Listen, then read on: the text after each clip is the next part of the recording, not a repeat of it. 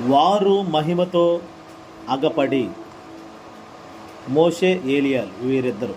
వారు అనగా మోషే ఏలియాలు మహిమతో కనబడి. వారిద్దరికి దేవుడిచ్చిన మహిమ అలా ఉండిపోయింది. ఉండిపోయిన మహిమ వారు పొందిన మహిమ వారిని క్రొత్త నిబంధనలో యేసుక్రీస్తుతో పాటు ఆ రూపాంతర కొండ మీద తిరిగి మరలా ఉండేటట్లుగా నిలబెట్టింది. వారి యొక్క పరిచర్య ముగించబడిన కానీ వారి జీవితాలు ప్రభుతో మాత్రం పెనవేయబడి ఉన్నాయి. పరిచర్య కంటే కూడా, పని కంటే కూడా మొదట దేవుడే ప్రాముఖ్యం. పని ముఖ్యమా, ప్రార్థన ముఖ్యమా అంటే ఇందులో మనం ఏం చెప్పాలి? ప్రార్థనే ముఖ్యం. మరి పని చేయకపోతే రాబడి ఎలాగా అని మన ఆలోచన. మన పనిని ప్రార్థనే మన పనిగా ఎంచుకుంటే, ప్రార్థన వేరు పని వేరు కాదు, ప్రార్థనే మన పనిగా ఉంటే దేవుడు మన కొరకు తెరిచిన మార్గాలలో నడిపిస్తాడు. అందుకని పని ముఖ్యమా, దేనికి విలువ ఇవ్వాలి, దేనికి మొదటి స్థానం ఇవ్వాలంటే ప్రార్థనకు మొదట స్థానం ఇవ్వాలి.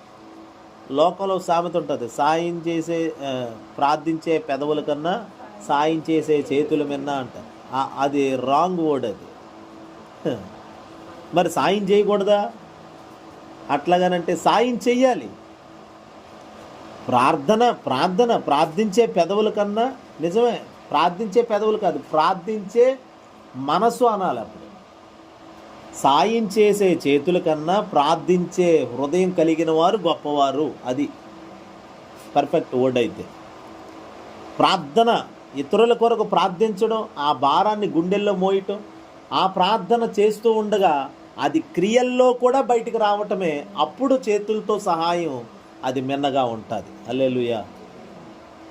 అయితే చూడండి దేవుని బిడ్డలారా, మన జీవితం ప్రభుతో అంటుకట్టబడుతూ అలాగా దేవుడిచ్చినటువంటి పనిని మనం నమ్మకంగా కొనసాగిస్తే, ఆ ప్రార్థనే మన పనిగా ఎంచుకుంటే, దేవుడు మనకు అప్పగించిన పని, గొప్ప పని ఏంటంటే ప్రార్థన చేయడమే ముఖ్యమైనది. మార్త అనేకమైన పనులు పెట్టుకొని, విస్తారమైన పనులు పెట్టుకొని అదిగో ప్రభు సన్నిధిని నిర్లక్ష్య పెట్టడం దేవుని వాక్యలో చూస్తాం. కానీ మరియ మాత్రం ప్రభు దగ్గర పాదాల దగ్గర కూర్చొని నేర్చుకుంటుంది. అందుకనే ఏది మిన్నా ఇప్పుడు పని ముఖ్యమా, ప్రార్థన ముఖ్యమా అంటే ప్రార్థన ముఖ్యం. మరి పని చేసుకోవడానికి లేక పని చేయకోకుండానే కూడా ప్రభు కార్యాలు చేయగలరు.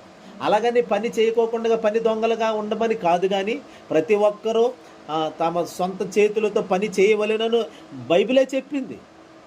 ప్రతివాడు కష్టపడాలని ప్రభు చెప్తున్నాడు. ఏ కష్టము చేసినను లాభమే కలుగునని కూడా వాక్యంలో రాయబడింది.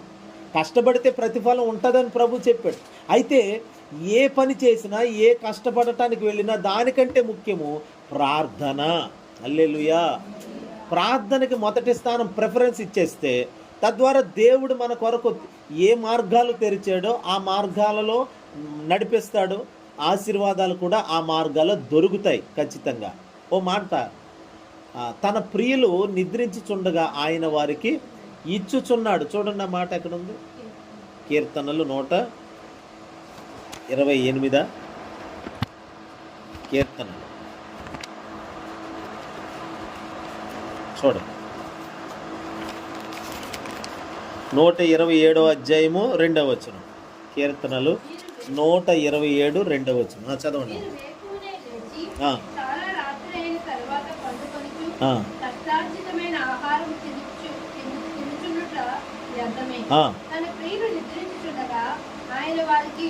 ఆయనలో విశ్రాంతి తీసుకోవడం, క్రీస్తులో నెమ్మదిగా ఉండటం. అలా క్రీస్తులో నెమ్మదిగా, నిమ్మళంగా, క్రీస్తులో విశ్రాంతి. అది అంటే పడుకోవడం కాదు. క్రీస్తుని కలిగి ఆయనలో నిమ్మళంగా ఆయన చెప్పిన పని పట్టుకొని ఆయన పాదాల దగ్గర కూర్చొని ప్రార్థన చేసుకుంటూ, ప్రార్థన చేసుకునేవాడు ఏవి చేతకానివాడుగా కనబడచ్చు లోకానికి. ప్రార్థనోళ్ళు అంటే చేతకాని వారుగా కనబడచ్చు లోకానికి. కానీ ఆ ప్రార్థనా పరులే, ఆ ప్రార్థనోళ్లే పరిస్థితులు మార్చగలరు. హల్లెలూయా. ఆ ప్రార్థనే సమస్త చరిత్రను తిరగరాయగలదు, భూలోకాన్ని తలక్రిందులు చేయగలదు. ఆ ప్రార్థనలో నుండి పుట్టుకొచ్చిన సంఘమే, పరిశుద్ధాత్మలో నుండి పుట్టుకొచ్చిన సంఘమే భూలోకమును తలక్రిందులు చేయి వారు ఎక్కడ కూడా వచ్చేసారు అని ఆనాడు శాస్త్రులు సద్దుకైలు కంగారు పడిపోయారు, బెంబేలెత్తిపోయారు. ఎందుకని ప్రార్థనలో నుండి లేచి వచ్చిన సంఘం అది. హల్లెలూయా. ఓ వ్యక్తి ప్రార్థనలో పోరాడి ఒక్కసారి ముగించి బయటకు వస్తే ఆ వ్యక్తి ఒక సింహము మాదిరిగా ఉంటాడు సాతాను ఎదుట. వాడు మామూలు సింహమే, మనం యోధాగోత్రపు కొదము సింహాలుగా కనబడతాం. అంటే ప్రార్థనా పరుడు ఎప్పుడు సింహము మాదిరిగా గర్జించగలడు ప్రతి పరిస్థితి మీద. హల్లెలూయా. ఇప్పుడు మోషే, ఏలియాలు వారు పొందిన మహిమ ఎలాంటిదంటే ప్రార్థనలో నుండి పొందుకున్న మహిమ అది. అందుకనే ప్రార్థనలో వారు సింహగర్జన చేసిన వారుగా ఉంటారు. వాళ్ళు ప్రార్థనా పరులు, ప్రార్థనే వారి పని. వారికి దేవుడు అప్పగించిన సేవా పరిచర్య, ఆ పని అంతా ముగించుకొని ఇప్పుడు నిత్య మహిమలో కనబడుతున్నారు వాళ్ళు. హల్లెలూయా. వారి పని ముగించబడింది, మహిమలో ఉన్నారు. ఇప్పుడు మహిమను మోస్తున్నారు, మహిమ కనబడుతుంది వారి మీద. ఓ రోజు మన పని ముగించబడిన తర్వాత అది మహిమగా ఉండబోతుంది. పని మహిమగానే ఉంటుంది, మనము మహిమగానే ఉంటాం. ఒక బిల్డింగ్ కట్టిన తర్వాత ఆ బిల్డింగ్ సరిగ్గా రాకపోయినా, పునాదులు లేకపోయినా, మధ్యలో ఎక్కడైనా క్రాక్లు వచ్చేసినా ఈ లోపలనే ఇంత పని చేసిన ఆ మేస్త్రి గారిని చూసి ఏమండి అందరూ కూడా ఇదేంటి ఇలా కట్టాడు, డబ్బులు తినేసాడు కానీ ఇలా కట్టారని అంటారు. నమ్మకమైన వాళ్ళు గుర్తుపట్టరు కదండి. నమ్మకంగా పనిచేసే వాళ్ళకి ₹1 ఇచ్చి ఇక ఎందుకు ఎక్కువ అడుగుతున్నారు ఏంటో ఆలోచించరు. ఎవడు రూపాయి తక్కువ చేస్తాడో వాడిని పెట్టించుకొని ఇది కట్టేస్తున్నాడు కదా అనుకుంటారు. కానీ వాడు ఎంత మోసం చేసేస్తాడో తెలియదు, వాడు ఎలాంటి మెటీరియల్ వాడతాడో తెలియదు. అలా వాడి కట్టెత్తే అవేమో బిల్డింగ్ ఒరిగిపోయి చివరిలో ఆ కట్టడంతా వంకరగా ఇలా కనబడితే అప్పుడు అర్థమవుతుంది వాళ్ళకి, అయ్యో అనవసరంగా పోగొట్టుకున్నామే. అయితే నమ్మకత్వానికి విలువ ఎక్కువ ఉంటుంది. హల్లెలూయా. నమ్మకంగా పనిచేసేవాడికి మెండైన దీవెనలు కూడా ప్రభు ఇస్తాడు. మోషే నమ్మకమైన వాడని దేవుని వాక్యం సెలవిస్తుంది. అతడు నమ్మకమైన వాడు, దేవుని ఇంటిలో అతడు ఇంట్లో నమ్మకమైన వాడు. హల్లెలూయా. ఇంట్లో అంటే ఏంటి? ఇల్లు అంటే ఏంటి? దేవుని మహిమ ఇల్లు అది. తన ప్రవర్తనలో నమ్మకస్తుడు, తన జీవితంలో నమ్మకస్తుడు, తన కుటుంబంలో నమ్మకస్తుడు, తనకు అప్పగించిన పనిలో నమ్మకస్తుడు. దేవుడు అప్పగించిన ఇశ్రాయేలీల సమాజం అంతటి లోపల అతడు నమ్మకస్తుడై ఉన్నాడు. దేవుడు అతని చేతికి ఎంత ఇచ్చినా కానీ అందులో నమ్మకస్తుడు అంతే. ₹1,00,000 మోసే చేతికి ఇచ్చాడు దేవుడు. హల్లెలూయా. కోట్లు విలువ చేసేదానికంటే కూడా అద్భుత కార్యాలు అతని చేతికి ఇచ్చాడు కూడా దేవుడు. గొప్ప కార్యాలు, సూచక్రియలు చేయడానికి ఆ మోసే చేతులు అద్భుతాలు పెట్టాడు దేవుడు. ఆ విషయంలో కూడా నమ్మకస్తుడే. తన కొరకు ఏ కార్యాన్ని చేసుకోలేదు. హల్లెలూయా. తన కొరకు కాదు, ప్రజల కొరకు బండం చీల్చాడు. ప్రజల కొరకు తానే ఎండకి ఎండి, వర్షానికి తడిసి, మంచుకి తడిసి అట్లాగా దేవుణ్ణి సేవించాడు ప్రజల్ని నడిపించాలని. తన జీవితం అంతా కుమ్మరించుకున్నాడు మోషే. ఒక కుమ్మరింపు జరిగింది తన జీవితం. ఇప్పుడు కుమ్మరించబడిన జీవితంలో నుండి ఏం పొందాడు అనంటే మహిమను పొందాడు. యేసుతో నిలిచే మహిమను పొందాడు. జీవితం అంతా కష్టాలేనండి. అయ్యో నా జీవితం ఇలా కరిగిపోయింది, ఏం బాధపడే పని లేదు. మిగిలిన జీవితమైన ప్రభువుకి అంకితం చేసి ఆ జీవితాన్ని ప్రభు పని కొరకు కుమ్మరించుకుంటే మహిమను చూస్తాం. హల్లెలూయా. నీవు నమ్మిన ఎడల మహిమను చూచెదవు అని యేసయ్య మార్తతో ప్రభు చెప్తాడు. నువ్వు నమ్మితే మహిమను చూస్తావు, దేవుని మహిమ. అలా మోషే దేవుణ్ణి నమ్మాడు. తన జీవితాన్ని ప్రభు 80 సంవత్సరాలు తన కొరకు జీవించాడు. మిగిలిన 40 సంవత్సరాలు ప్రభుకి ఇచ్చేసాడు అంతే. ఇవ్వబడిన 40 సంవత్సరాలు ఇచ్చిన జీవితాన్ని ప్రభు అద్భుతంగా మలిచాడు. తాను 80 సంవత్సరాలు పడిన కష్టము, బాధలు, ఎన్నో అవమానాలు, రాజరిక జీవితం ఓ ప్రక్కన, బహు కడు పేదరికమైన జీవితం ఓ ప్రక్కన 80 సంవత్సరాలు అనుభవించేశాడు. 40 సంవత్సరాలు రాజుగారి గృహంలో పెరిగాడు, రాజకుమారుడిగా పెరిగాడు. ఇంకో 40 సంవత్సరాలేమో ఆ పొలాలంట, ఆ కొండలంట గొర్రెలు మేపుకుంటూ తిరిగాడు. ఏ స్థితి నుండి ఏ స్థితికి వచ్చాడో చూడండి. దీన స్థితి అందునా సంపన్న స్థితి అందునా నడచినను ఎగిరినను సంతృప్తి కలిగి ఉందునే దీన స్థితి అందునా సంపన్న స్థితి అందునా నడచినను ఎగిరినను సంతృప్తి కలిగి ఉందునే నిత్యము ఆరాధనకు నా ఆధారమా స్తోత్రములు నీకే అర్పించదయేసయ్యా నిత్యము ఆరాధనకు నా ఆధారమా స్తోత్రములు నీకే అర్పించదయేసయ్యా రాజా జగమెరిగిన నా యేసు రాజా రాగాలలో అనురాగాలు కురిపించిన మన బంధము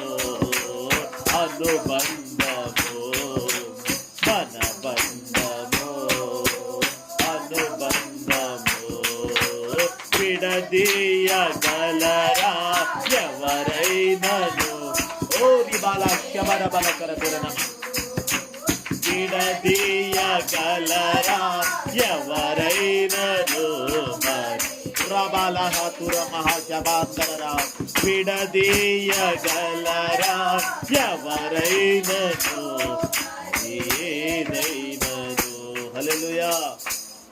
అటు దేనస్థితి తెలుసు మోషేకి, సంపన్న స్థితి కూడా తెలుసు. ఇటు అపోస్తుడైన పౌలు అంటాడు, నేను దేనస్థితిని ఎరుగుదును, కలిగి ఉండుట ఎరుగుదును, లేని పరిస్థితిని కూడా నేను ఎరుగుదును, ఆకలి ఎరుగుదును. నేను అదే పరిస్థితిలో సమృద్ధిగా ఆహారము కలిగి ఉండుట కూడా ఎరుగుదును. ఎందుకు దేవుడి పాఠాలు నేర్పిస్తాడు? మోషే జీవితం ఎలాంటిదంటే చిన్నప్పటి నుండి ఇక దేవుని చేతుల్లో పెంచబడినట్లుగానే ఉంటుంది. మరణం వచ్చేసింది చిన్నప్పుడే, 2వ సంవత్సరంలో.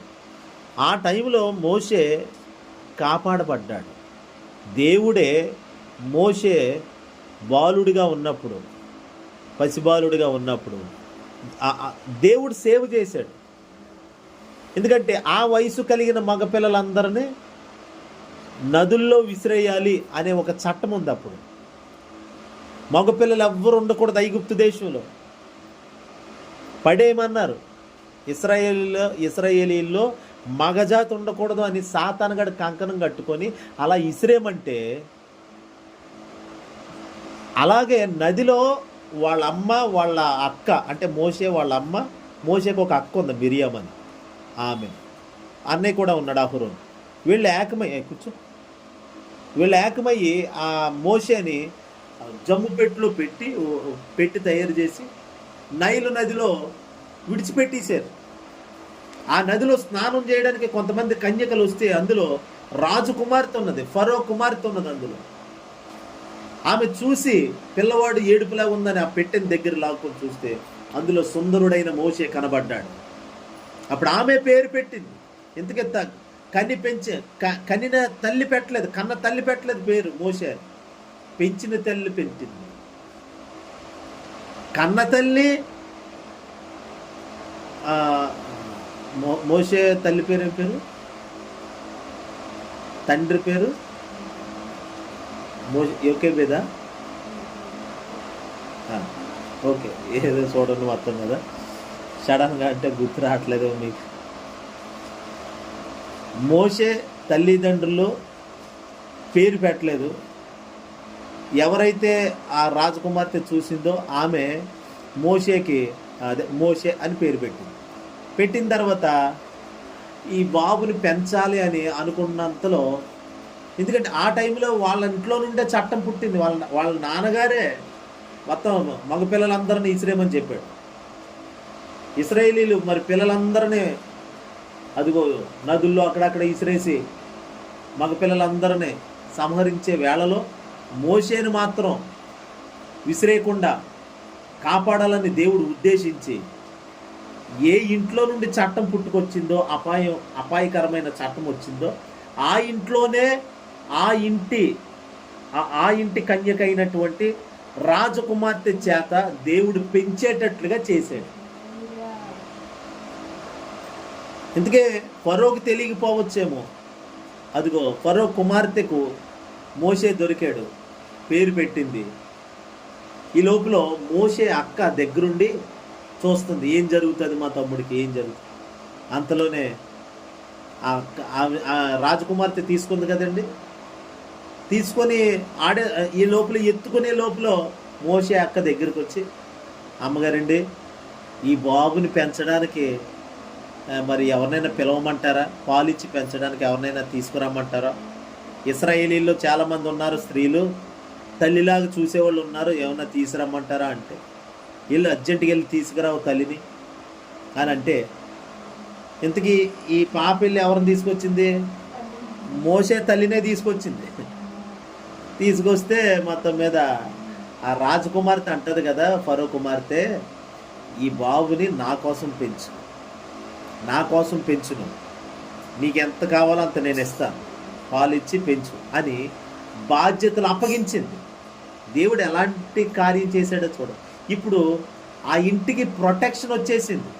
రే, అన్ని ఇళ్లల్లో మగపిల్లలు చంపినా ఈ ఇంట్లో మాత్రం మగపిల్లడు చావకూడదు. ఎందుకని? ఆ ఇంట్లో ఉన్న మగపిల్లడు ఎవరో తెలుసా? ఫరో కుమార్తె యొక్క కొడుకు. హల్లెలూయా. కొంచెం పెరిగి పెద్ద అయ్యాడు, రాజదర్బారు జీవితంలోకి వెళ్ళిపోయాడు, రాజకుమారుడిగా 40 సంవత్సరాలు. ఆ తర్వాత మోషేకి తెలుసు తన తల్లి ఎవరో, తన జాతి ఏమిటో, తాను ఎందుకు పిలువబడ్డాడో అన్నీ. సరే అని చెప్పి తన సొంత ప్రయత్నం చేశాడు, ఇశ్రాయేలీని రక్షిద్దాం కదా అని. కుదరలేదు. ఆ క్రమంలో మోషే ఒకరిని చంపడం జరిగింది.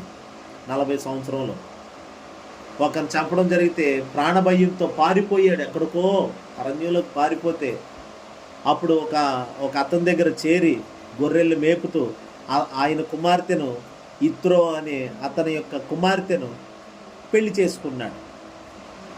పెళ్లి చేసుకొని ఆ తర్వాత అక్కడ జీవితం కొన్నాళ్ళు, అంటే 40 సంవత్సరాలు జీవించాడు. ఇలా 80 సంవత్సరాలు మోషే జీవితం గడిచింది. ఆ 80 సంవత్సరం తర్వాత మిగిలిన 40 సంవత్సరాలు, అంటే మోషే 120 సంవత్సరాలు బ్రతికాడు. హల్లెలూయా. మిగిలిన 40 ఇయర్స్ కూడా దేవుని చేతుల్లో భద్రంగా కాపాడబడుతూ ఓ మహిమకరమైన సేవ చేయటానికి. 80 సంవత్సరాల్లో వచ్చిన మహిమ కాదది. 40 సంవత్సరాలు తక్కువ కాలంలో అధికమైన మహిమను పొందుకున్నాడు.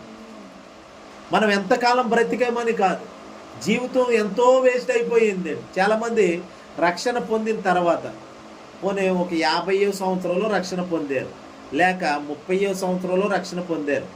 ఇప్పుడు ఏమంటారంటే, దేవుణ్ణిలో ఆ ప్రేమను రుచి చూసిన తర్వాత, అయ్యో నేను ముందే రక్షణ పొందుంటే ఇంకా దేవుని కొరకు ఎక్కువగా జీవించుద్దునే అని అనుకుంటారు. రక్షణ పొందింది ఇంకా జీవితం ముగింపులో రక్షణ పొందినా కానీ ఆ తక్కువ జీవితాన్ని దేవుడు అత్యధికంగా ప్రభావితం చేసే జీవితంగా చేస్తాడు. హల్లెలూయా. మనం తక్కువ సమయం దేవుడికి ఇస్తున్నాం. తక్కువ సమయం దేవుడికి ఇస్తేనే మన జీవితాలు కొంచెం అలా ఆశీర్వదించబడితే, ఇప్పుడు మిగిలిన సమయం అంతా దేవుడికి ఇచ్చేస్తే ఇంకెంత గొప్పగా దేవుడు మనల్ని హెచ్చేస్తాడో చూడండి. ఏదో ఒక గంట సేపు దేవునికి సమయం ఇస్తారు రోజంతట్లో, 1-2 గంటలు, ఆదివారం ఒక 3 గంటలు అలాగే. అదే దేవునికి మన జీవితం అంతటిని, మిగిలిన జీవితం అంతటిని దేవుని చేతిలో పెడితే ఎంత గొప్పగా ప్రభావితంగా చేయగలడు దేవుడు. 80 సంవత్సరాలు మోషే తన కోసం జీవించిన వాడైతే మిగిలిన కొద్దిగా జీవితం, అంటే 40 సంవత్సరాల జీవితం మిగిలింది, దాన్ని తీసుకొచ్చి దేవుని చేతిలో పెట్టాడండి. అదిగో అద్భుతంగా దేవుడు తీర్చిదిద్దాడు. హల్లెలూయా. అందుకని చింతపడే పని లేదు. ఏ వయసులో రక్షణ పొందినా చింతపడే పని లేదు. ఎందుకంటే ఇప్పుడున్న జీవితాన్ని దేవుడు అద్భుతంగా చేయగలడు. గడిచిపోయిన జీవితం, అందుకనే గతాన్ని తలంచొద్దు. నీ గతాన్ని మరిచిపో. గతము నీకు గాయంగా మిగులుతుంది. గడిచిన జీవితాన్ని ఎప్పుడు జ్ఞాపకం చేసుకో. పాతవి గతించెను అన్నాడు. ఎవడైనాను క్రీస్తునందున్న ఎడల, ఏ వయసులో అని చెప్పాడైనా వయసుతో పరిమితం లేదు ఇక్కడ. ఎవడైనను అన్నాడు అంతే. ఎవడైనను, వృద్ధుడా యవనస్తుడా అని కాదు ఇక్కడ. ఎవడైనను క్రీస్తులో ఉంటే నూతనంగా తాజాగా ఉంటాడు. ప్రభావితం చేయగలిగిన జీవితాన్ని పొందుకొని ఉంటాడు. శ్రేష్టమైన జీవితాన్ని కలిగి ఉంటాడు. ఈరోజు మోషే, ఏలియా ఒక శ్రేష్టమైన అనుభవంలో కనబడుతున్నారు మనకి. ఎలా వచ్చింది ఈ శ్రేష్టమైన అనుభవం అంటే మిగిలిన జీవితాన్ని దేవునికి సమర్పించుకున్నారు అంతే. హల్లెలూయా. ఎంతకాలం నీ కొరకు నువ్వు జీవించినా, నీ కుటుంబం కొరకు జీవించినా అది బూడిదలో పూసిన పన్నీరుగా ఉండొచ్చేమో, కానీ దేవుని కొరకు మిగిలిన జీవితాన్ని ఇచ్చేస్తే చాలా వైభవంగా తీర్చిదిద్దుతాడని, చాలా గొప్పగా అలంకరిస్తాడు దేవుడు. గొప్పగా డిజైన్ చేస్తాడు మన జీవితాన్ని, ఆశీర్వాదకరంగా మలుస్తాడు దేవుడు. అందుకని మన జీవితం ప్రభు చేతిలో ఉంటే చెక్కుతాడు అనమాట. ఆయన పేరు శిల్పకారుడు. చెప్పండి ఎవరైనా. దేవుడు శిల్పకారుడు. శిల్పాన్ని ఒక శిల్పకారుడు చక్కగా చెక్కి ఆ అద్భుతమైన కళాఖండాన్ని చూసిన వాళ్ళు, ఆ రంగులు చూసిన వాళ్ళు, అబ్బా భలేగుందండి, ఎంతంటే 20,000 అంటే ఓకే అని చెప్పి కొనుక్కొని పట్టుకెళ్తారు. అది మాట్లాడదు కదా. ఆ కళాఖండము, ఆ శిల్పము మాట్లాడదు. ఎంత చక్కగా చెక్కినా, ఎంత మంచి రూపంగా చెక్కినా, ఎన్ని ఖరీదైన రంగులు దానికి అద్దినా కానీ అది మాట్లాడదు. అది పెట్టిన చోట మాత్రమే ఉంటుంది అంతే. తంతే 2 ముక్కలైపోతుంది అంతే ఆ శిల్పం. కానీ దేవుడు మనల్ని ఎలా చేశాడో తెలుసండి, మాట్లాడే మనిషిగా చేశాడు. కదులుతున్నప్పుడు మన చేతులు, మనం ఏదనుకుంటే చేస్తున్నాం. నేను మాట్లాడాలనుకుంటున్నాను, మాట్లాడుతున్నాను. హల్లెలూయా. ఒకరినొకరు చూసుకుంటున్నాం, మంచి చెడ్డ మాట్లాడుకునే స్థితి ఉంది మనకి. ఒకరినొకరు అర్థం చేసుకునే మనసు ఉంది, ఆమె భావాలను గ్రహించే మనసు ఉంది. భావోద్రేకాలు కలిగిన వ్యక్తులుగా దేవుడు మనం సృష్టించాడు. పంచేంద్రియాలు పనిచేస్తున్నాయి మనకి. హల్లెలూయా. అంటే ఇలా దేవుడు కదిలే బొమ్మలు చేశాడు. దేవుడు ఏదైనా బొమ్మ కొని ఏమన్నా అదెంత అంటే 10,000 ఒక టాయ్. దాంట్లో మళ్ళీ బ్యాటరీలు వేయాలి. బ్యాటరీలు అయిపోతే ఆగిపోతాయి. చేతులు ఇలా ఆడించే బొమ్మలు వస్తాయి కదా, ఆ బ్యాటరీ అయిపోతే బొమ్మ ఆగిపోయినట్టే. ఇంకా ఇలా తిప్పితే కీలు ఇరిగిపోతాయి అంతే, బ్యాటరీ ఉన్నంత వరకు. కానీ దేవుడు మనకి ఏ శక్తి పెట్టాడు మరి? ఏ బ్యాటరీ ఉంది మనలో? ఈ చేతులు ఆడుతున్నాయి కదా మనకి, నోరు ఆడేస్తుంది. హల్లెలూయా. నోరు మిషన్లాగా ఆడేస్తుంది, అన్నీ ఆడేస్తున్నాయి మనకి. కదిలే చూడండి, ఎంత ఏ మిషన్ పనిచేయదండి మనిషి ముందు. హల్లెలూయా. వెనకటి కాడ ఎవడో అన్నాడంట, ఏమండి వాషింగ్ మిషన్ కొనండి అంటే, నేను కొన్నాం, దానికంటే అద్భుతమైన మిషన్ నువ్వే అన్నాడంట.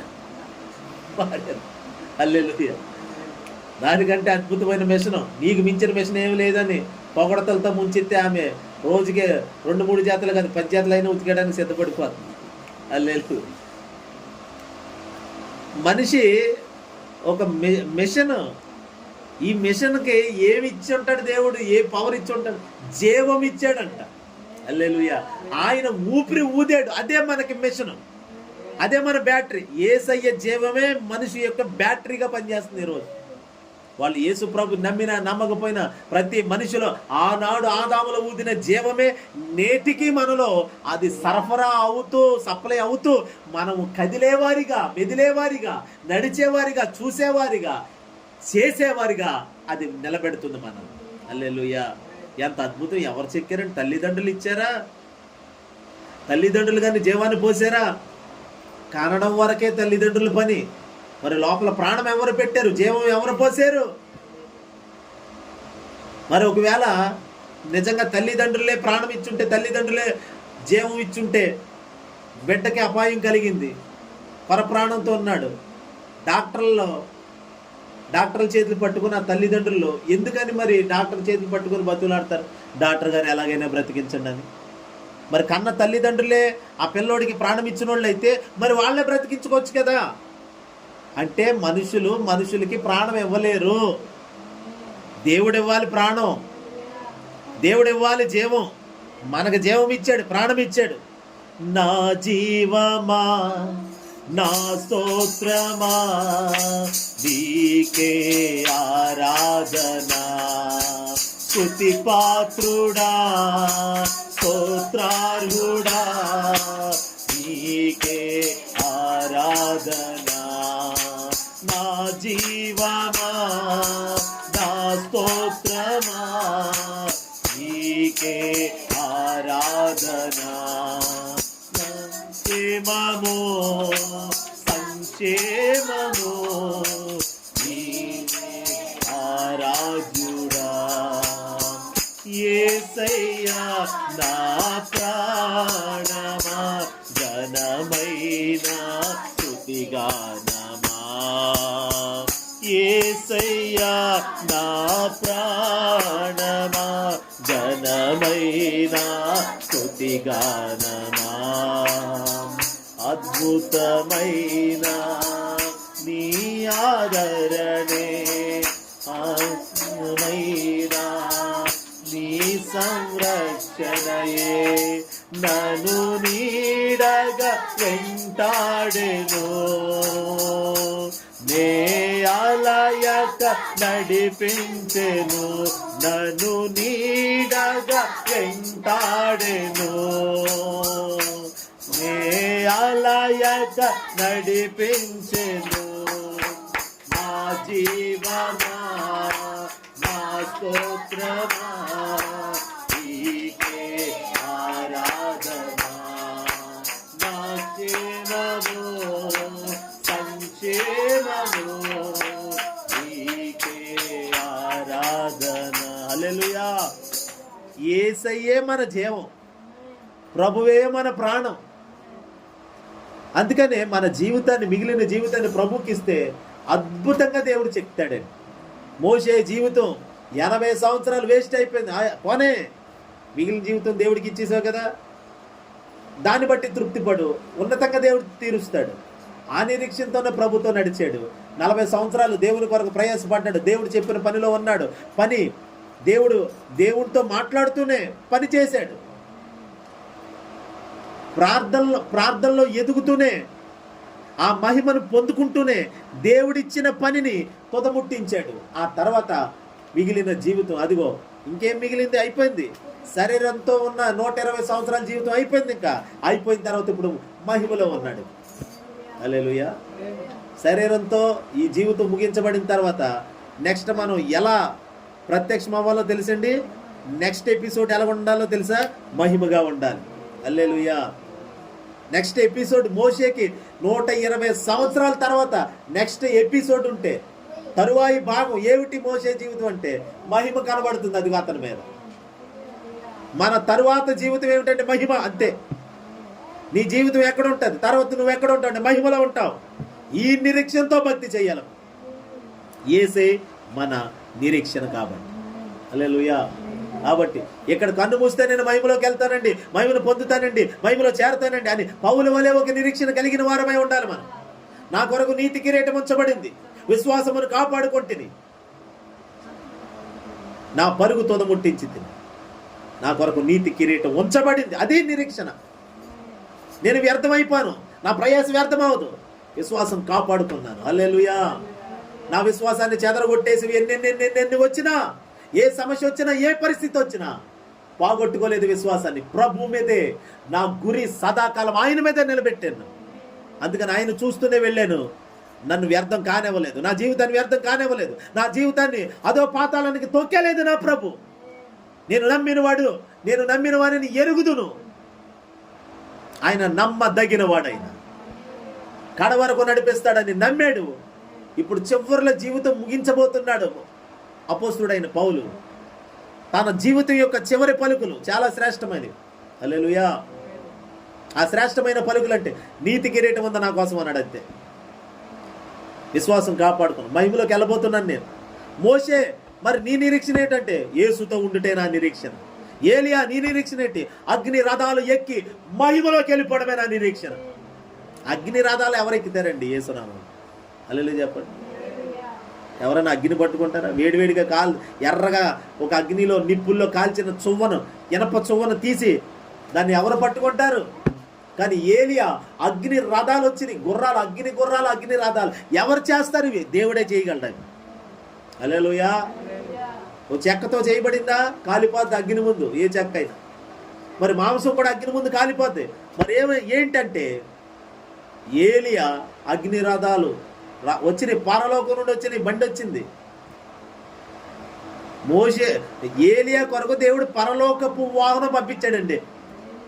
ఈ లోకపు వాహనాలు ఇలా గుద్దుకుంటే యాక్సిడెంట్లు అయిపోయి బడేలు ఇరిగిపోతాయని. అది ఎంత పెద్ద విమానం అయినా, ఎంత ఖరీదు అయినా దేవుడు తయారు చేసింది. దేవుడి చేతి అగ్నితో చేస్తాడండి బండి. హల్లెలూయా. రథం చేసాడంట. ఆ రథాన్ని దేవుడు ఏలియా కోసం పంపించాడు. అలాంటివి ఎన్ని ఉన్నాయి చూడండి. హల్లెలూయా. ఒక మహిమకరమైన సేవ ముగించాడు ఏలియా. అగ్ని రథాలు వచ్చేసినాయి, అగ్ని రథాలు వచ్చినాయి. ఏలియా అది అలా పట్టుకొని పైకి ఎక్కాడు.